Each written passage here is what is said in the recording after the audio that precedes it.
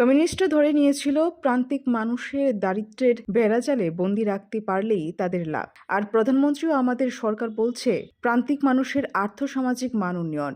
এটা কথাই নয়, কাজেও করে দেখাচ্ছি আমরা। সোমবার প্রতাপগড় বিধানসভা কেন্দ্রের অন্তর্গত 43 নম্বর ওয়ার্ডের ঋষি কলোনিতে জলাশয় পুনর্জীবিতকরণ ও সৌন্দর্যায়ন অনুষ্ঠানের উদ্বোধন করে এ কথা বলেন মুখ্যমন্ত্রী প্রফেসর ডক্টর মানিক সাহা।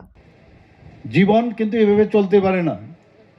কমিউনিস্টরা সবসময় ধরে নিয়েছে যে যত বেশি গরিব থাকবে ততই আমাদের ভালো, কারণ এবং যত বেশি অজ্ঞান থাকবে, পড়াশোনা কম জানবে, তত আমাদের জন্য ভালো, কারণ প্রশ্ন করতে পারবে না, বুঝতে পারবে না। আর আমাদের মাননীয় প্রধানমন্ত্রীজি এবং আমাদের সরকার, আমরা কি বলছি যে আমরা চাইছি যে শিক্ষা দীক্ষায় তাদের মান উন্নয়ন, আর্থসামাজিক উন্নয়ন যেন ভালো হয়, তাদের যে মডেস্টি, তাদের লাইফের সেই লাইফ যেন সুন্দর হয়, সেই ব্যবস্থা আমরা করছি। সেটা কিন্তু কথাই নয়, কাজের মাধ্যমে